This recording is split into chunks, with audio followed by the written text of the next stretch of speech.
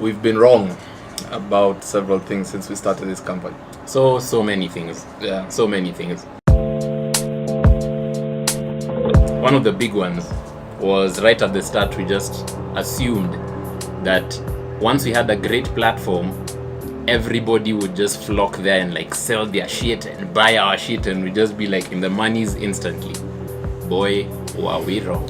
Yeah, it's one of the common misconceptions that, especially for a tech person like myself, you keep thinking that you would just build a platform, get it right, and it will just automatically scale itself. You know, we're not writing blogs, we're not the photographers, so what's the problem? Yeah. Where you guys come on, sign up. But it's a thing you read about that in business, that's just not how anything scales. You start with the small things from the bottom up. You have to engage people one-on-one. Yeah.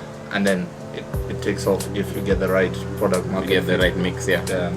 So yeah, we've been proven, like we had read this before, it's manifesting itself that way. We're seeing that it's a real thing. Yeah, strong learning experience. It's exciting though. It shows you that product that you had in your mind up front when you were starting, that you thought that everyone would just automatically come and do. It's not just that you were wrong, it's that there's something better that can be built than that. Yeah. So and we've learned from people and already applied this, and that's an exciting thing. Yeah, the knowledge that we've gained is that you're not going to do it alone. Yeah. Your product will never be perfect off just the minds of the two founders involved. So yeah, just involve as many people, get feedback, get as much knowledge, keep learning, keep meeting people and improving the product, and eventually, hopefully, we'll have a great product worth using. It's one of those learnings that when you sit here saying it now, it just sounds so obvious. Like, these guys are reading from a class 7 business book. But it's really hard to beat that preconception. It's really hard when you're starting a business to not set out already thinking that you have the best thing. And I'm just happy that we at least had the humility to adapt to that change. Yeah. That we didn't go and build a shiny perfect version of this platform. We built what we thought was the best version, and at the front we said we will accept change. I guess the thing that we were wrong about is just how much change needs to be done. Exactly, we thought we were right, and we weren't. I guess that bleeds into the second one about building for both sides, like focusing on your main user. So this is particularly true for marketplaces like ours, but I guess it's also true for anyone who's a middleman in any kind of supply chain. It's that you have two sides of your market. You have the suppliers, our photographers, and you have the customers, who are the end users who buy these things and use them in creative stuff. And one of the key lessons that I think we've learned is that people always say put the customer first, so put the person who's going to come and buy the photos first, but really our platform is nowhere without the photographer. And all we are doing, we're not going to be able to sell mediocre photos to end users. So we are only as good as the photographers on our platform. Exactly. So to use a possibly famous quote that we learned in high school, all animals are equal, but some are more equal. And that's just to say, like, we appreciate both sides and we intend to like fight and build for both sides of the marketplace, but at least initially the photographers are key, and we're working with that in mind going forward. I think who knows, there might be a potential conflict of interest or some trade-off that we have to make somewhere down the line where we have to take a stance. And I think quite early on, it's becoming evident that stance has to be with the people who are providing the reason this platform exists. So photographers are first and foremost in terms of who are the most important people to talk to. Right now we're in the process, like we mentioned in the last blog, of meeting with a lot of photographers, taking their input on board and building this platform. So that, I guess that's the key line there. What's next? Focus on one-to-many, I've written here.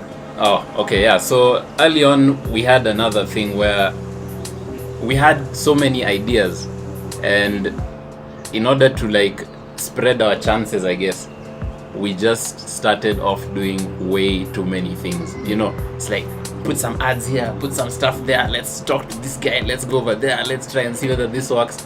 And the truth of the matter is, like, spreading yourself too thin is just never a good idea.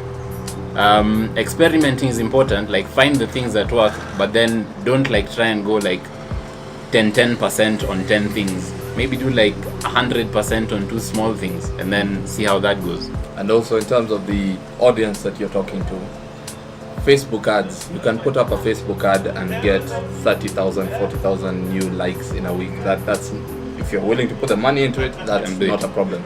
But you could also take that money to buy a coffee for a few photographers and sit down with them and ask them, like, have you seen the site? Why have you not yet signed up? And the insight that you would get from that, the change that you can effect from the input from one person, can be a lot more valuable than just seeing, oh yeah, 40,000 people liked and 300 signed up, but we don't know why the other guys didn't sign up. So yeah, I think it's about being targeted, both in terms of trying one thing at a time and doing it with one person at a time, and build the perfect experience for that one person, not for a million people at the same time. Yeah.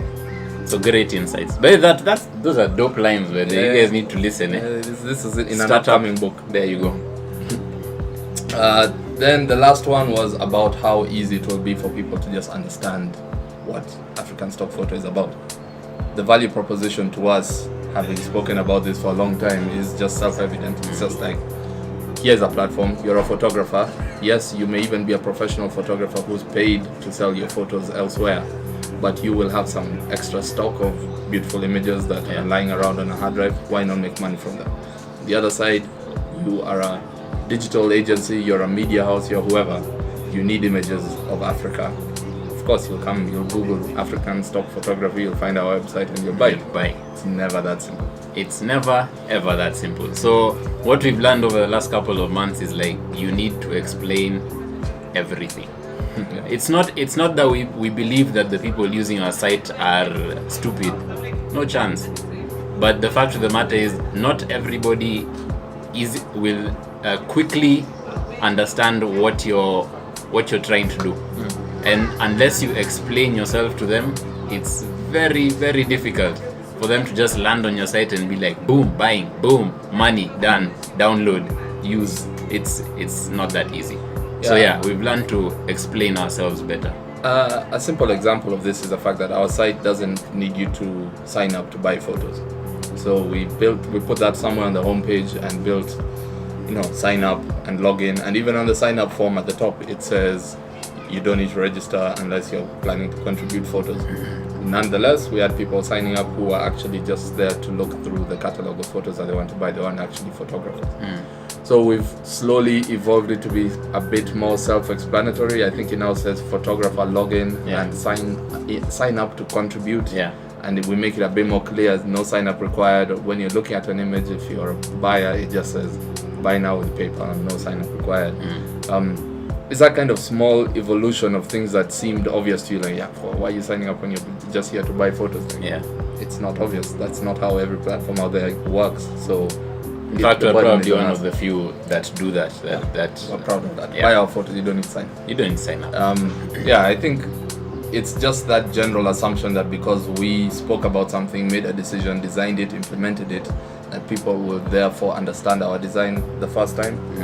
We've learned that that's not just necessarily wrong. true. Even for something that's not the world's most complex business model, you have to explain yourself. I guess to sum up the interesting thing, like one of the things that has appealed to Dickie and I about this, like we are not serial entrepreneurs. My background is in tech. Dickie's background is as a creative. But one of the things that we are enjoying the most out of this is this. Like I can't remember the last time in my life I was learning new things at the pace that we're doing it now. Just the more effort you put in, the more wrong you get. That's the one. More you learn. That's one thing that we've learned super quick. Like, it's better to just assume you're wrong. Like, don't stop doing stuff, but just assume you're wrong. You're probably wrong. But just like go ahead and do stuff, but just keep in the back of your mind that you're probably wrong, and be willing to listen and learn from people who probably know better than you do. And as you're building it, because you're probably wrong, build it in a way where you will be able to observe why you are wrong and how far off you are. Build your login page and get stats about how many people are signing up but not contributing photos. It probably shows you are wrong in your login page design. And build your Facebook campaign, make sure you're gathering the right stats about how people are responding to this, because it will not be perfect. just make sure that that experiment has data coming out of it, basically. Yeah. I think that's it. Yo. See you guys in the next one. Episode 14 next time.